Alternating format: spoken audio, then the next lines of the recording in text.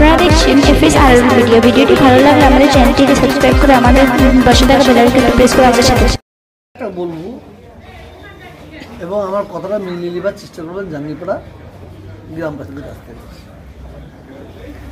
জাঙ্গিপাড়ার MLA সেনাশিস Chakraborty, ওনাকে দেখা যায় না, উনি খুব সুযোগ সন্ধানী। এই এসআইআর চালু হতে উনি 2-3 বার এসে ঘোরাঘুরি করেছে। উনি হচ্ছেন, ওনার নামই হচ্ছে সোনু পাউডার মাখা এমএলএ।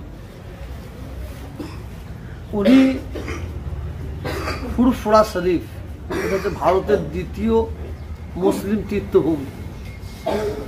এই ফুরফুরা শরীফের উন্নয়নের জন্য ওনার এমএলএ কোটা থেকে আমি বলেছিলাম 15 লাখ নেই, উনি 15 বছরে 5 লাখ টাকা খরচা করেন।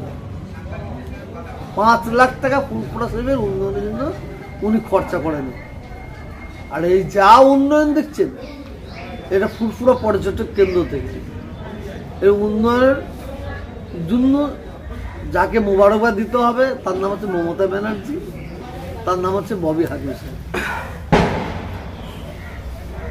সেনাশিস চক্রবর্তী ফুরফুরা শরীফে একটা হসপিটালে একটা জেনারেটর দিয়েছিল, সেই জেনারেটরটা তুলে নিয়ে চলে যাচ্ছিল।